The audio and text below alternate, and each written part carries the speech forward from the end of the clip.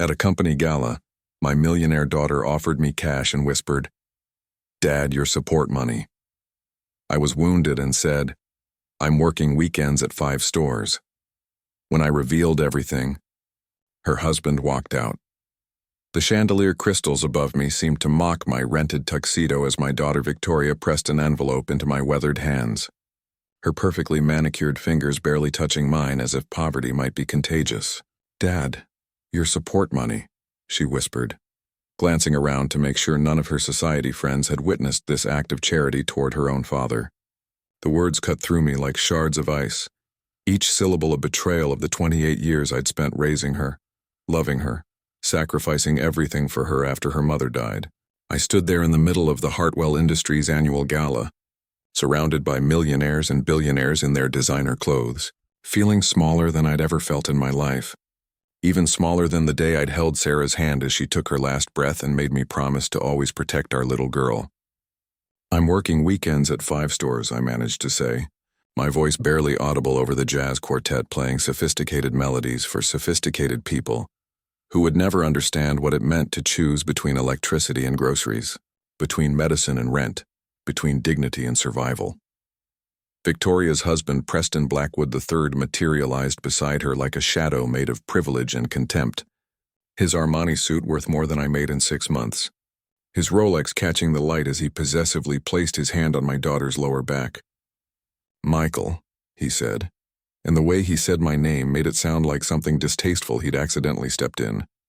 "We've arranged a more appropriate table for you, closer to the service entrance where you'll be more comfortable with your kind." His parents, Judge Blackwood and his wife Margaret, approached with champagne flutes held like weapons of social warfare, their eyes scanning my rented tuxedo with the kind of disgust usually reserved for something scraped off the bottom of their Italian leather shoes. "Victoria mentioned you're having financial difficulties," Margaret Blackwood said, her voice dripping with false sympathy that fooled no one, least of all me. "Perhaps it would have been better if you hadn't come tonight. These events can be quite overwhelming for people who aren't accustomed to this level of society." The words hung in the air like a challenge, and I could see other guests beginning to notice our little group, their conversations pausing as they sensed drama unfolding like blood in water attracting sharks in designer gowns.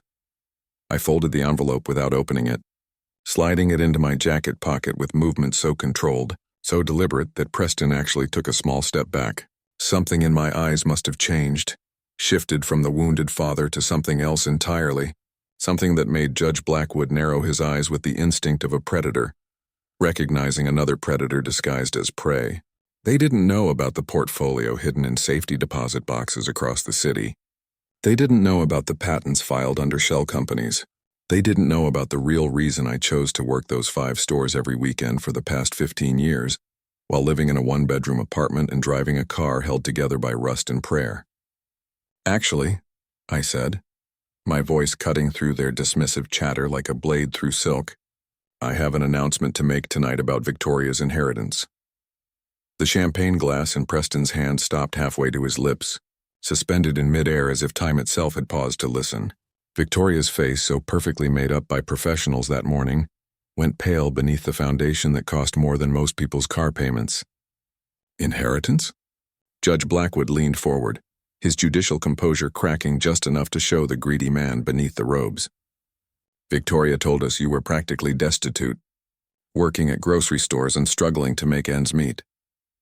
The truth was a weapon I'd been sharpening for 15 years, waiting for the moment when my daughter would need to learn the lesson her mother had tried to teach through example. But that wealth and privilege had washed away like footprints in sand. Sarah Hartwell, my beloved wife, had been born into one of the wealthiest families in the country. Her father, Thomas Hartwell, having built an empire of retail stores that stretched from coast to coast. But she'd walked away from billions to marry me, a young engineer with big dreams and empty pockets. "Never let Victoria become like them," she'd whispered on our wedding day, watching her family sit in their designated section like royalty forced to witness a peasant celebration. "But keep the shares, Michael. Hide them away. Someday she'll need to know where she really comes from, and that knowledge might save her from becoming what my family became, empty vessels filled with money instead of meaning." I'd honored that wish, keeping the secret through years of struggle, through nights when Victoria asked why we couldn't have nice things like her classmates, through the cancer treatments that drained our savings but not our love, through the funeral where Thomas Hartwell stood in the back, too proud to approach the daughter he'd disowned for choosing love over legacy. Ladies and gentlemen, the GALA announcer's voice boomed through the ballroom's state-of-the-art sound system. We have a special presentation tonight from one of Hartwell Industries' founding families. The words seemed to echo in slow motion as 500 heads turned toward the stage. Toward me. Toward the shabby-looking man in the rented tuxedo who suddenly seemed to be standing a little taller, walking with a purpose that made the crowd part like the Red Sea. Preston was choking on his canapé, his face turning an interesting shade of purple that matched his pocket square, while Victoria grabbed my arm with desperate fingers that for the first time in years felt like my daughter's hands instead of a stranger's. "Dad, what did you do?" She hissed, but I was already walking toward the stage, my footsteps steady and sure on marble that had been polished by workers who made minimum wage while the people dancing on it wore shoes that cost more than those workers made in a. Here the spotlight found me as I reached the podium, and in that harsh white light, my rented tuxedo transformed into something else. Armor, perhaps, or maybe just the clothes of an honest man about to reveal dishonest truths. On the massive screen behind me, a photograph materialized that sent gasps rippling through the crowd like waves through still water. It showed Thomas Hartwell, the legendary founder whose portrait hung in every Hartwell store, standing with his arm around a young woman who looked exactly like Victoria, because it was her mother, Sarah Hartwell, before she became Sarah Chen, before she chose love over money, before she died believing her daughter would understand that choice someday.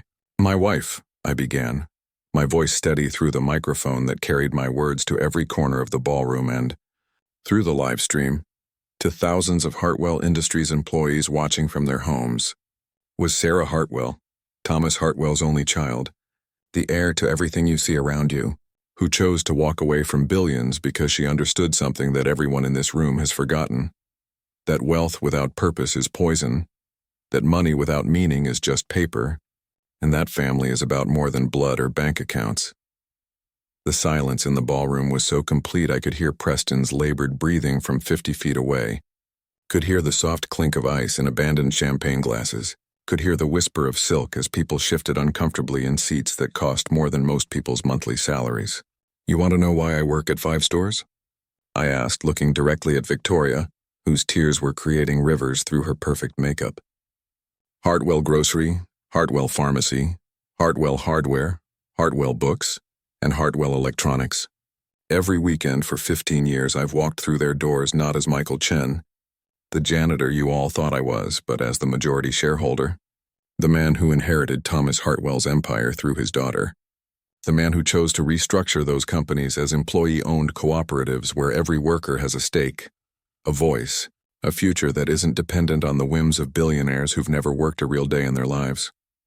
The screen behind me changed, showing documentation, ownership papers, SEC filings that proved every word I was saying, and I could see phones coming out, people frantically Googling, trying to understand how the man they dismissed as worthless was actually worth more than everyone in the room combined.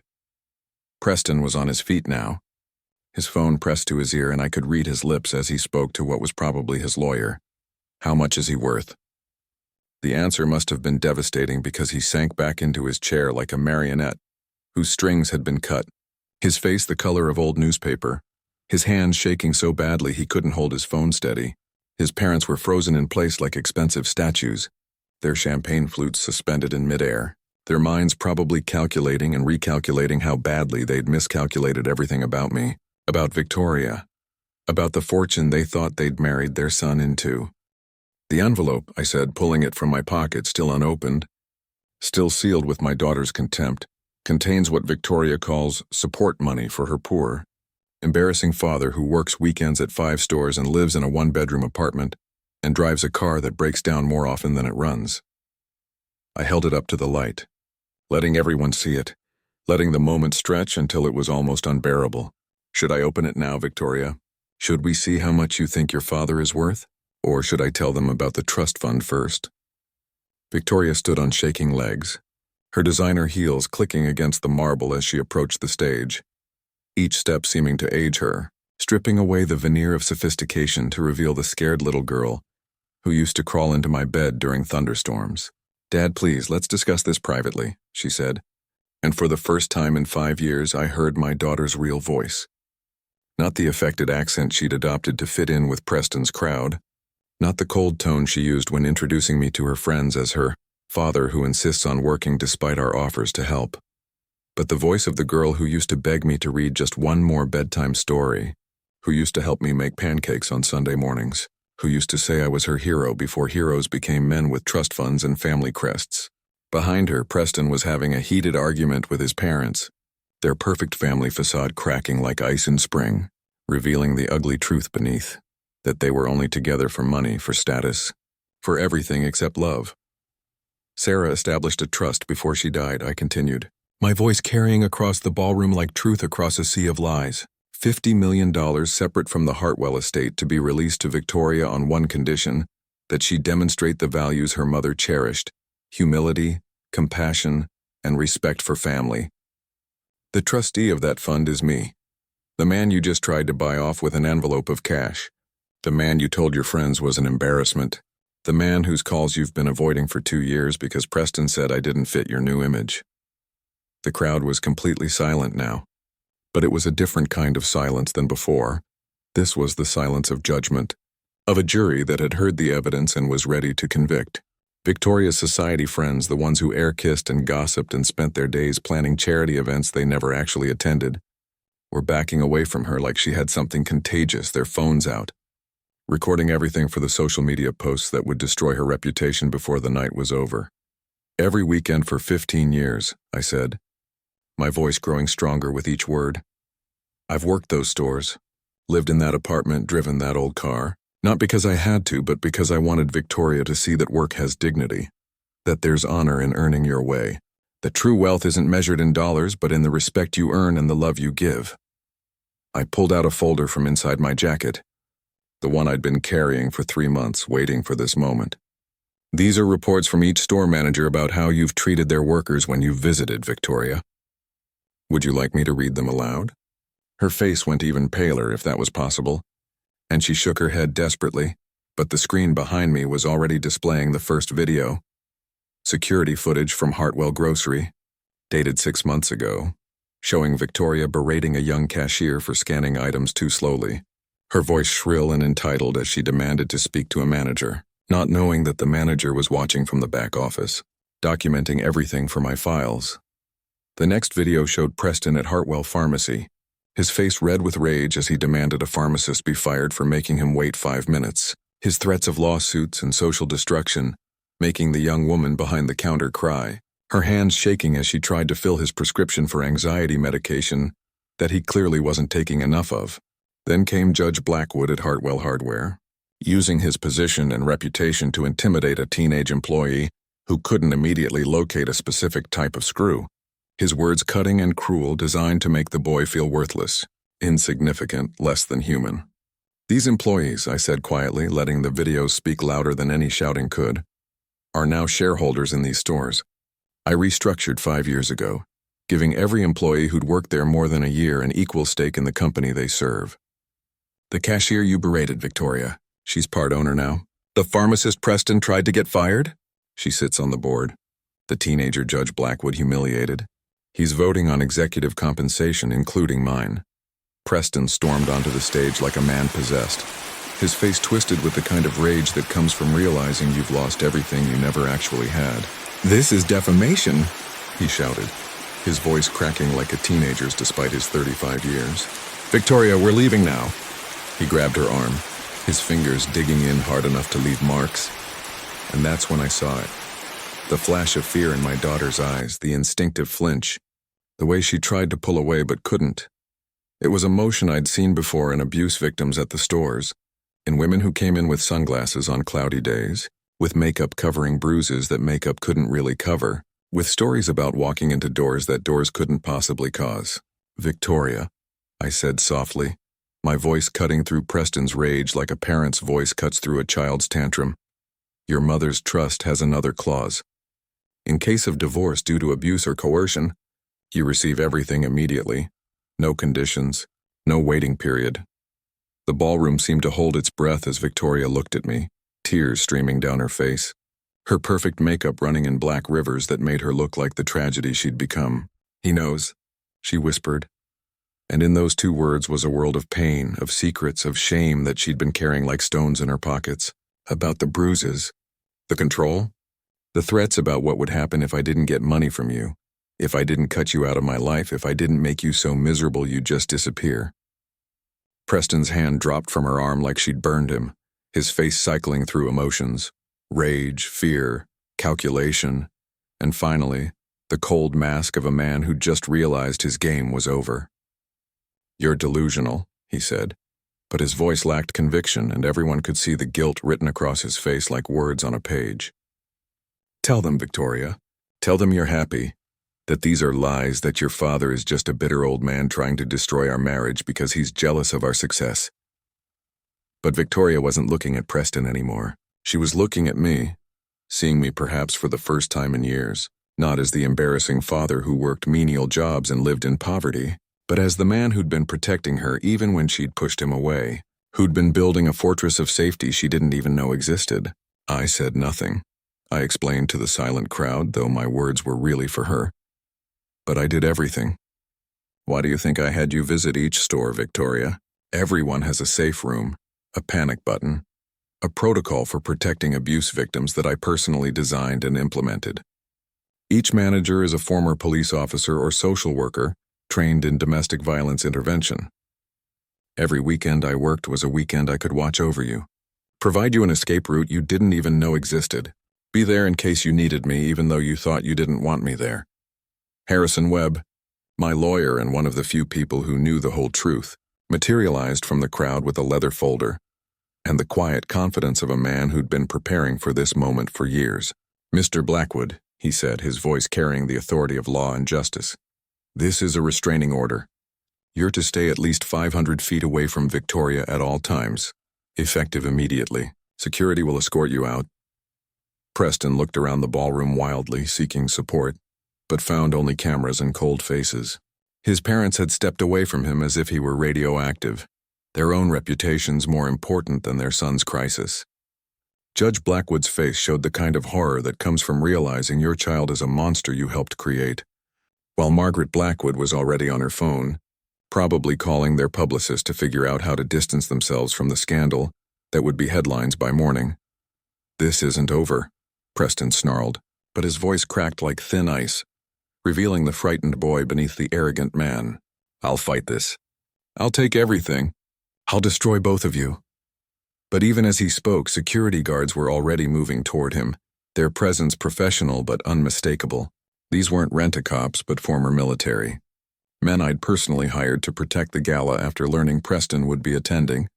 Men who understood that sometimes the greatest threats come from those closest to us. Preston looked at his parents one last time, seeking intervention that wouldn't come, then strode toward the exit with the fake dignity of a man who'd lost everything but was pretending he'd chosen to leave. The door closed behind him with a definitive thud that echoed through the ballroom like the ending of a chapter. And somehow everyone knew he would never be back, that this was the kind of exit you don't return from. Victoria collapsed into a chair, her body shaking with sobs that seemed to come from somewhere deep inside. From the place where she'd buried the girl she used to be under layers of designer clothes and learned behaviors, and the constant fear of not being enough for a man who would never think anyone was enough. "I'm so sorry, Dad," she whispered, her voice broken but real, more real than it had been in years. "I thought, Preston said you were embarrassing us, that giving you money would make you go away quietly, that if I just distanced myself from you, we could all be happy. He said if I didn't push you away, he'd... She couldn't finish, but she didn't need to.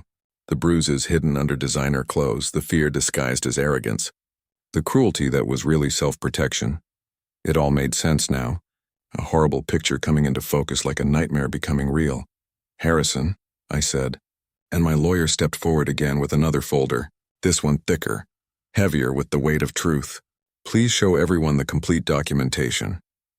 The screen behind me lit up with financial records. Trust documents, corporate structures that made the crowd gasp again, but this time with understanding rather than shock. Thomas Hartwell's estate wasn't just the $50 million in trust, I announced, letting the numbers sink in. The full inheritance, held in a complex trust structure designed by Thomas himself before his death, is worth approximately $2.8 billion. The ballroom erupted in chaos, voices raised in disbelief, phones ringing as people called their brokers, their lawyers, their accountants, trying to understand how they'd missed this, how the man in the rented tuxedo was actually one of the wealthiest people in the country. Sarah knew this day would come, I continued, raising my voice just enough to cut through the noise. She knew Victoria would need to be tested, would need to fail, would need to choose between fortune and family. She knew because she'd faced the same choice and she chose love. She chose a life of meaning over a life of money. She chose to raise her daughter with values instead of valuables. And even though Victoria lost her way, even though she forgot those lessons, Sarah believed and I believed that somewhere inside the woman who just tried to buy off her father with pocket change was still the little girl who used to say that love was the only thing that really mattered. I pulled out another envelope, this one yellowed with age, sealed with wax that had Sarah's initials pressed into it. This is from your mother, Victoria. She wrote it the week before she died, when the cancer had spread everywhere but her spirit was still unbroken. She asked me to read it only when you were ready to hear it, when you'd lost enough to understand what you really had. Victoria stood on shaking legs, approaching me like a pilgrim approaching a shrine, her hands reaching for the letter that held her mother's last words. Read it, she whispered. Please, Dad, I need to hear her voice again. Even if it's just through words on paper. My hands trembled as I broke the seal. 20 years of waiting finally ending as Sarah's handwriting appeared. Still so familiar it made my heart ache with missing her. My dearest Victoria, I read, my voice thick with tears I wasn't ashamed to shed. If your father is reading this, it means you've lost your way and found it again. It means you've learned what I had to learn, that money is just paper and digits, but your father is gold. I chose him over billions because he showed me that wealth means nothing without someone who loves you for your heart, not your bank account. He worked jobs that others looked down on, lived in apartments others wouldn't visit, drove cars others would be ashamed of, all to teach you that dignity doesn't come from what you have, but from who you are. If you're hearing this, it means you've hurt him, probably deeply, probably in ways that seemed unforgivable. But here's the secret, my darling. Fathers always forgive. Real love always forgives. And your father's love is the realest thing you'll ever have, worth more than all the Hartwell money combined. Come back to him. Come back to yourself. Come back to the values we tried to teach you before the world convinced you they weren't enough. You are enough, Victoria. You were always enough. And if Preston or anyone else made you feel otherwise, they're the ones who are lacking, not you. I love you, my daughter. I love you enough to let your father test you, hurt for you, wait for you to remember who you really are. And now that you remember, now that you're ready, claim your inheritance, not the money, though that's yours too, but the real inheritance, the knowledge that you are loved, have always been loved, will always be loved no matter what. Your mother, Sarah. Victoria threw her arms around me, sobbing into my rented tuxedo that was now stained with tears and makeup and the remnants of a life she was ready to leave behind. Can you forgive me? She whispered. The same words she used to say as a child when she'd broken something, eaten cookies before dinner, told a small lie that seemed enormous in her little girl conscience. I forgot everything you taught me, everything Mom wanted me to be. I became someone I don't even recognize, someone who would hurt the only parent I have left for the approval of people who don't even know my middle name. I held her the way I'd held her through skinned knees and broken hearts, through nightmares and first days of school, through all the moments that make up a life, a relationship, a love that transcends mistakes and misunderstandings and even betrayal. You're my daughter, I said simply, because sometimes the simplest truths are the most powerful. That never changed. Not when you pushed me away. Not when you tried to buy my absence, not when you chose Preston's world over ours. You were my daughter when you were born. You were my daughter when you lost yourself, and you're my daughter now that you're finding yourself again. That's what unconditional love means. It doesn't have conditions, doesn't have expiration dates, doesn't have fine print. It just is, like breathing, like the sun rising, like the way your mother's love still surrounds us even though she's been gone for 20 years. Harrison stepped forward again, his timing impeccable as always. With Preston's departure and Victoria's acknowledgement of her actions, The conditions of Sarah Hartwell's complete trust have been met, he announced to the room, though his eyes were on Victoria.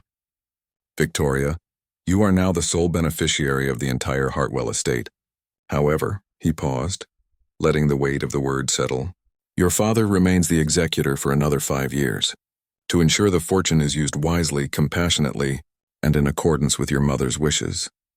Victoria nodded, understanding that this wasn't a punishment but a protection, a way to ensure that the money that had corrupted so many wouldn't corrupt her again, that the fortune that had destroyed her grandfather's relationship with his daughter wouldn't destroy another generation. The crowd was beginning to disperse, the drama too intense for people used to shallow conversations and surface relationships, but I had one more thing to say. Those of you who looked down on me tonight, who thought I was less than you because of my clothes, my car, my apartment, I want you to know that I forgive you too. Not because you deserve it, but because holding on to anger is like drinking poison and expecting the other person to die. You've been poisoned by wealth, by the belief that money makes you better than others, by the delusion that your worth comes from your net worth. I hope tonight has shown you that the real poverty isn't in empty bank accounts but in empty hearts, that the real wealth isn't in portfolios but in relationships that transcend circumstances. 3 weeks after the gala, the headlines screamed the truth that had been hidden for so long. Hartwell heiress reveals abuse. Husband under investigation. Billionaire's daughter discovers father's secret fortune. Blackwood Financial under federal investigation for fraud. It turned out Preston's abuse wasn't limited to Victoria. His company had been laundering money, cooking books, defrauding investors with the same callousness he'd shown in his personal life. The man who'd grabbed my daughter's arm so roughly had been grabbing money that wasn't his, power that hadn't been earned, respect that had been stolen rather than given. Did you know? Victoria asked me over coffee in my modest apartment where she'd been staying since that night. The same apartment Preston had said was beneath them, but which now felt like the safest place in the world to her. I suspected, I admitted, pouring her coffee from the same pot I'd used for 20 years, serving it in the mug she'd made in third-grade art class, the one with "World's Best Dad" painted in crooked letters that were more beautiful than any calligraphy. Men who abuse power in one area usually abuse it in others. Men who hit women usually hit below the belt in business too. Men who think they're entitled to control others usually think they're entitled to everything. Victoria nodded, understanding dawning in her eyes that had lost their artificial hardness and returned to the warm brown that reminded me so much of her mother's. You were investigating him, she said. Not a question, but a realization. All those weekends at the stores, you were building a case, gathering evidence, preparing for this moment.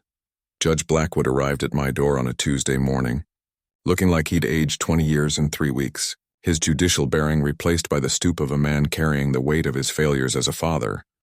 Michael, he began, and this time my name didn't sound like something distasteful in his mouth but like a plea, a prayer, a last hope.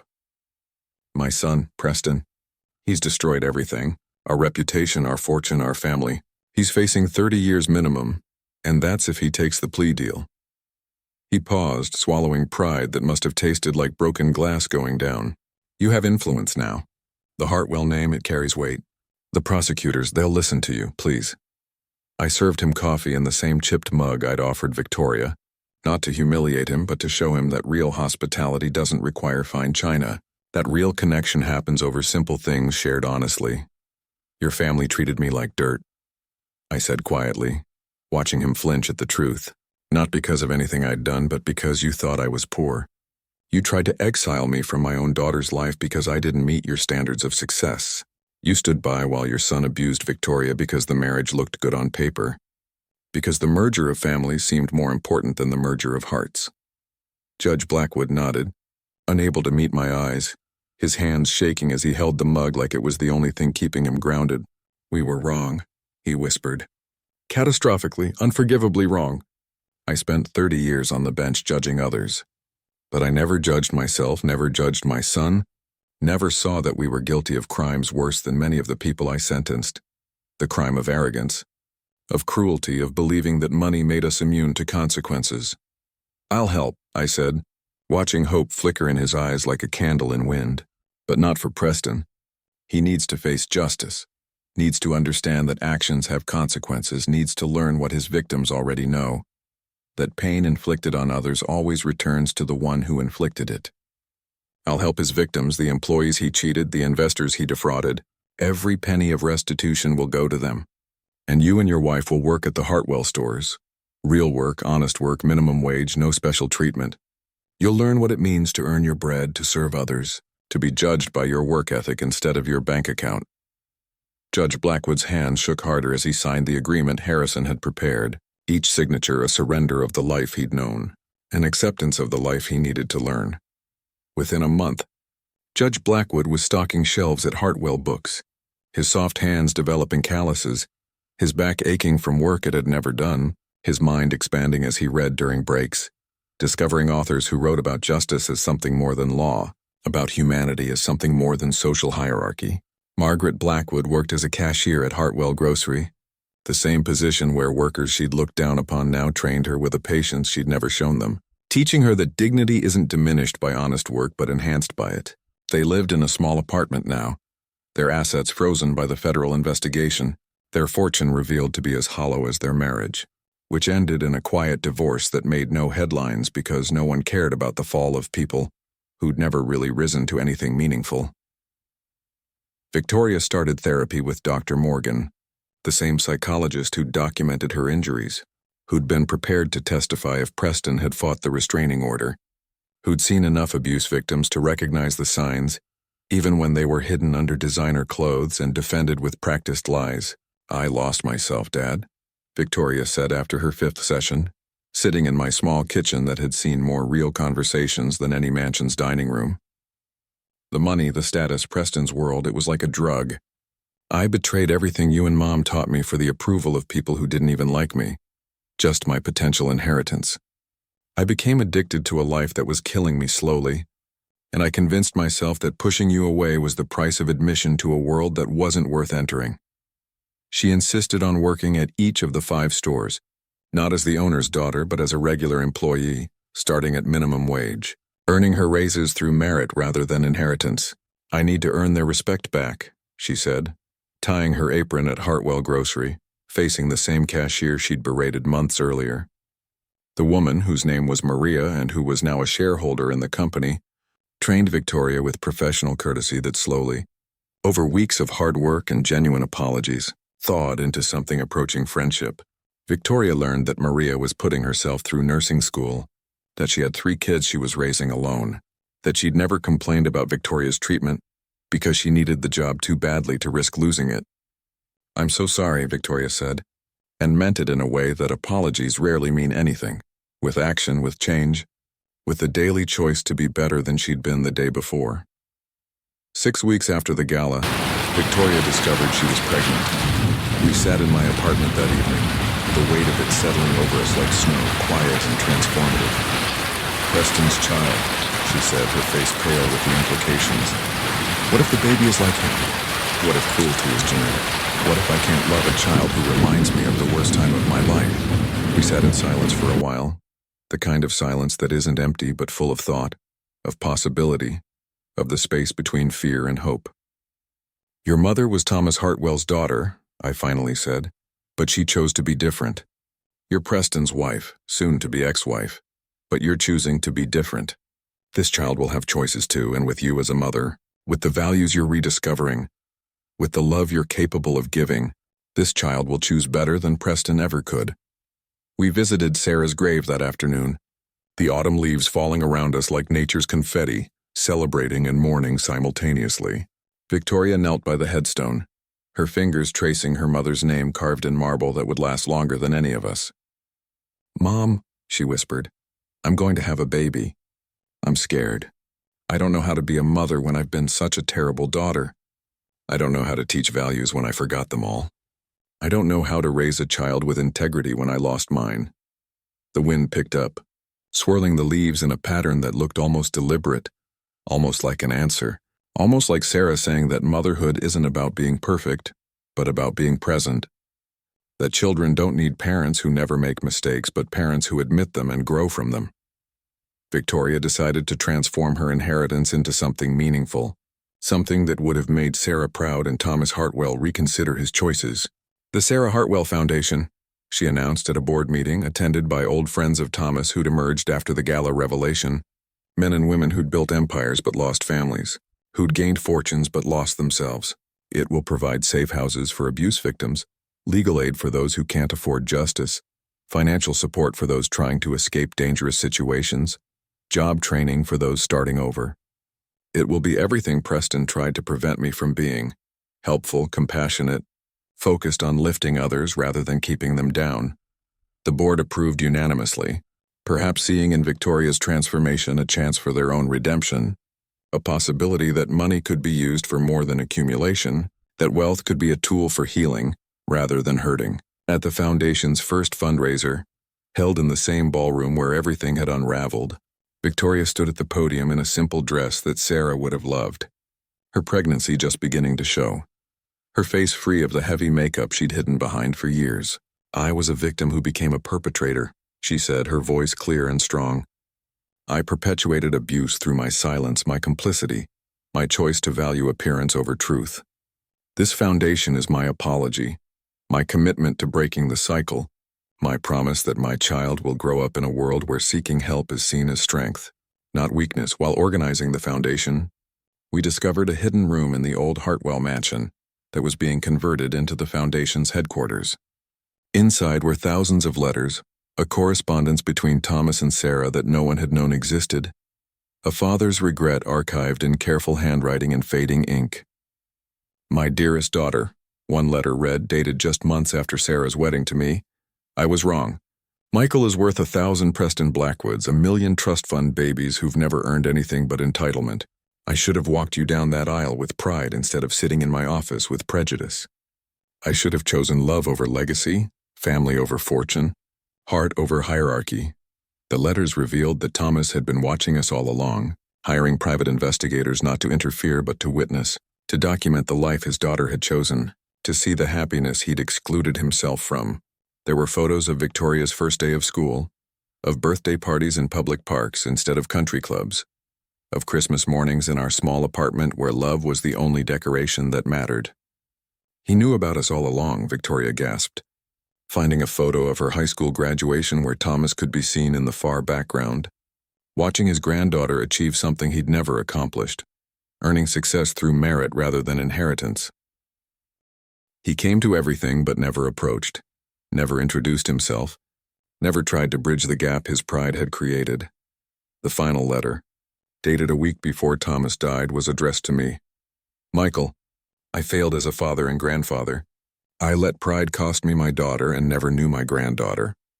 The empire I built means nothing compared to the family I lost.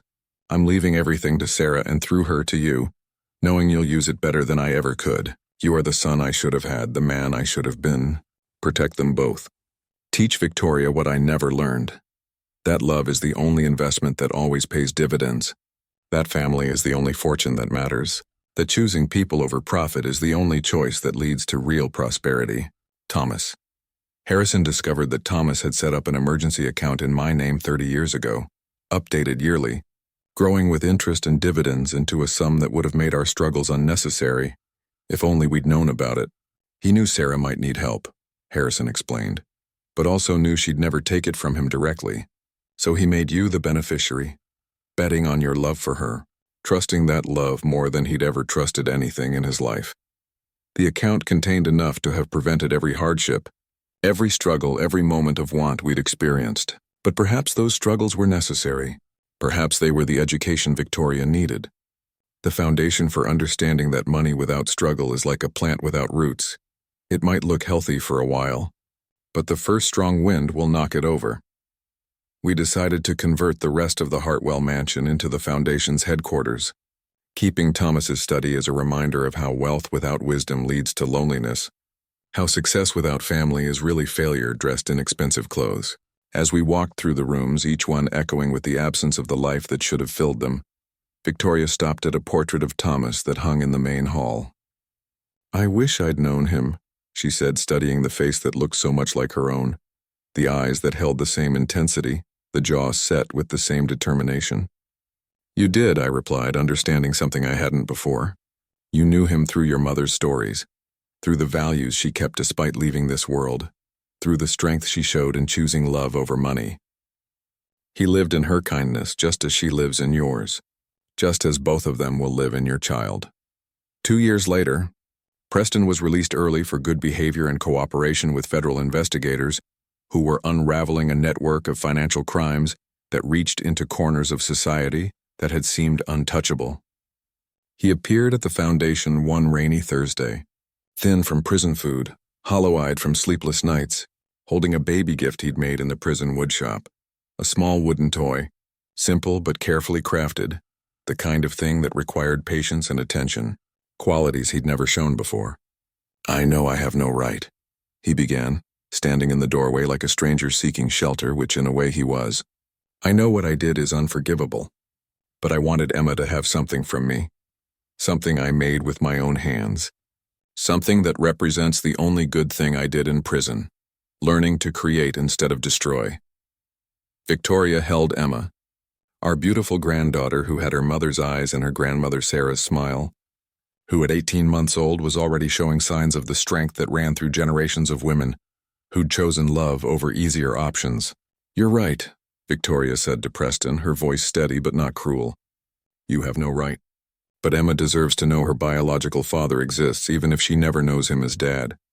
That title has to be earned, and you haven't earned it, might never earn it. But she should have this toy, should know that even people who do terrible things can try to do better, even if better isn't enough to erase what was done."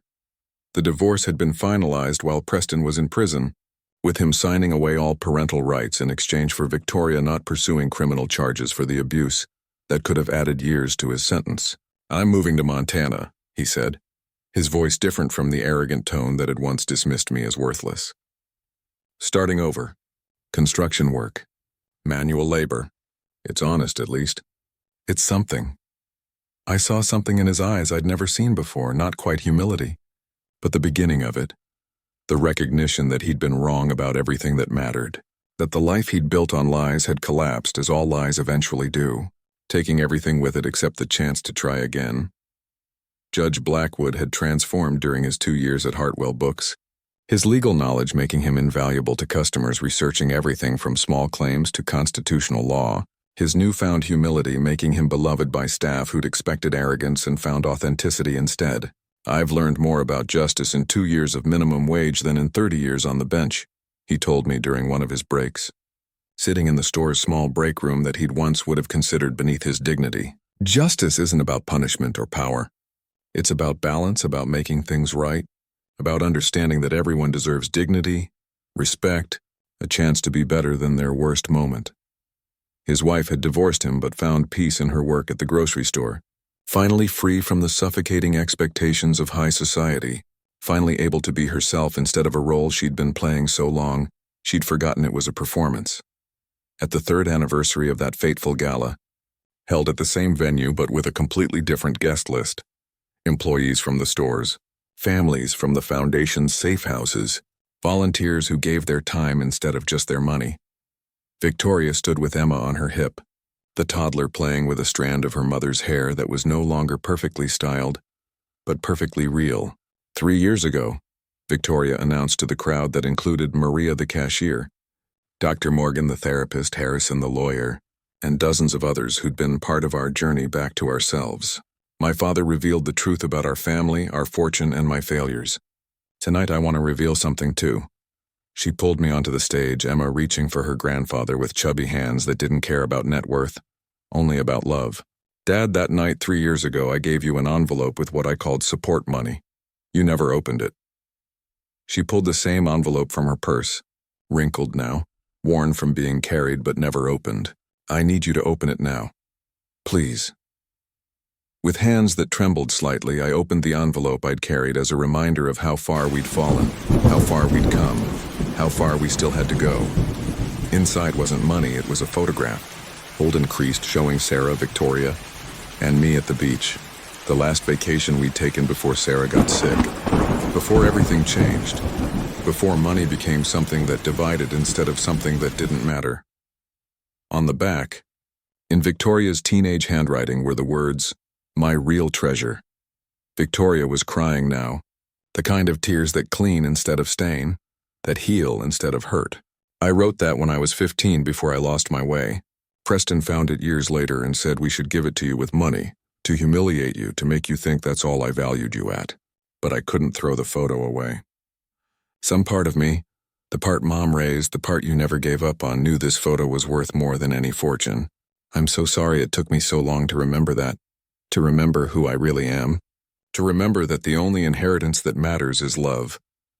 As I held my granddaughter, surrounded by people who'd become family through choice rather than blood, in a ballroom that had witnessed our destruction and resurrection, I understood what Thomas Hartwell had really left us. Not the billions, though those were being used to help thousands of families escape abuse and poverty. Not the companies, though those were providing dignity and ownership to workers who'd never imagined owning anything. But the chance to choose. The chance to choose love over money, substance over surface, meaning over materialism. The chance to fail and be forgiven, to fall and be caught. To lose everything and discover that everything you really need was there all along, waiting patiently for you to notice it. Your mother was right, I told Victoria as Emma played with my tie, her laughter filling the ballroom with something money could never buy. She chose love over luxury, and in the end we got both. Not because we deserved it, but because she taught us that real wealth isn't what you have. It's what you're willing to give up for the people you love. It's working 5 stores on weekends to watch over your daughter. It's living in a small apartment to teach the value of earning. It's wearing a rented tuxedo to a gala where everyone judges you, knowing that their judgment says more about them than it ever could about you. The champagne flutes raised around us weren't filled with the expensive champagne of 3 years ago, but with sparkling cider that everyone could enjoy, because inclusivity had replaced exclusivity as the foundation's core value. The man in the rented tuxedo had won, not through revenge but through patience, not through cruelty but through kindness, not through revealing his wealth but through revealing that wealth without love is poverty, that poverty with love is wealth, that the only currency that really matters is the one that can't be counted, can't be deposited, can't be stolen, the currency of connection, of family, of choosing each other again and again until choosing becomes being. As we left the gala, Victoria stopped at the same spot where she'd handed me that envelope 3 years ago, the spot where our relationship had hit its lowest point, where the distance between us had seemed unbridgeable. "Dad," she said, shifting Emma to her other hip, "I'm working this weekend at the stores." "All 5, will you work with me?" I smiled, remembering Sarah's last words before the cancer took her voice but never her spirit. Family isn't about blood or money, Michael. It's about showing up, especially when it's hard, especially when it would be easier not to, especially when the world tells you that you don't have to. We walked out together, grandfather, daughter, and granddaughter, into a future we'd earned not through inheritance but through the simple act of choosing each other, of seeing past the mistakes to the potential for redemption, of understanding that sometimes the greatest fortune is discovering that you already have everything you need. The valet brought around my car, still the same old sedan held together by rust and prayer and regular maintenance. And Victoria buckled Emma into the car seat without a moment's hesitation, without any concern for what anyone watching might think. "I love this car," she said, running her hand along the dashboard that had seen better decades. "It reminds me of when you'd pick me up from school, when you'd take me for ice cream after Mom's treatments, when we'd drive to the beach and pretend everything was normal even when nothing was." 5 years after that first gala confrontation, a letter arrived from Preston, postmarked from Montana, his handwriting careful and deliberate like someone who'd learned that words matter, that they can hurt or heal, destroy or build. Inside was a check for $500. "Every penny I've saved," he wrote, "for Emma's education. I know it's nothing compared to what she has, but I earned it honestly, laying foundations for houses that families will make into homes, building something solid for the first time in my life. Tell her that her biological father learned, too late, that some things can't be bought, only earned. Like forgiveness, which I don't expect, like redemption, which I'm working toward, like the right to be called Dad, which belongs to whoever loves her enough to earn it every single day."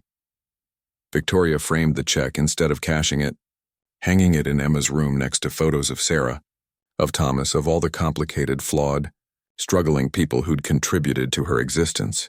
"It's a reminder," Victoria explained to Emma, who at 5 years old was already showing the wisdom that comes from being raised with honesty instead of illusion, that people can change, that mistakes don't have to be forever, that even someone who hurt us can choose to be better, even if better doesn't erase the hurt. Emma nodded solemnly, then went back to playing with the wooden toy Preston had made, the simple gift that had somehow survived when everything complex and expensive had crumbled. The Hartwell stores thrived under employee ownership, becoming a model for how businesses could prioritize people over profits while still being profitable, how workers could be partners instead of just employees, how dignity could be built into the structure of commerce instead of being an afterthought or a marketing campaign. The Sarah Hartwell Foundation expanded to 20 cities, helping thousands of families escape abuse, find safety, rebuild their lives on foundations of their own choosing, rather than the shaky ground of dependence on those who would control them. Victoria became a speaker, traveling to conferences and galas, different galas now, ones where substance mattered more than style, telling her story of falling and rising, of losing herself and finding herself, of discovering that the greatest inheritance isn't money, but the knowledge that you are loved unconditionally. And I continued working at the 5 stores, not because I had to anymore, but because I wanted to, because there was something sacred in the ordinary work of stocking shelves and mopping floors and helping customers find what they needed.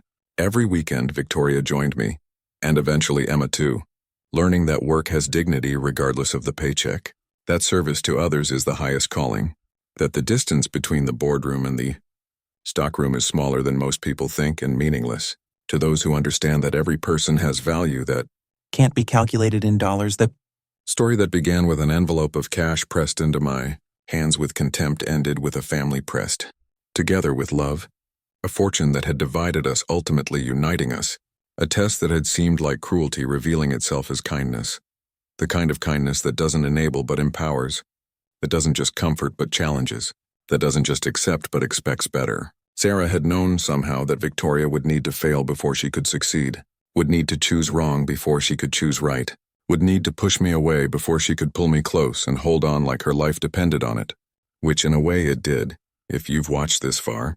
If this story has touched your heart, or reminded you of your own family struggles and triumphs, please take a moment to like this video. It helps more people find these stories of redemption and hope. Share it with someone who needs to remember that it's never too late to come home, that forgiveness is always possible, that love is patient enough to wait for us to remember who we really are. Leave a comment telling us where you're watching from, and whether you believe that family is about blood or about choice, about inheritance or about investment in each other's lives. And don't forget to subscribe to our channel for more stories that remind us that the greatest wealth isn't in banks, but in bonds. Not in portfolios, but in people. Not in what we accumulate, but in what we're willing to sacrifice for those we love. Thank you for being part of our family, for choosing to spend your time with us, for believing that stories have the power to change lives, one heart at a time.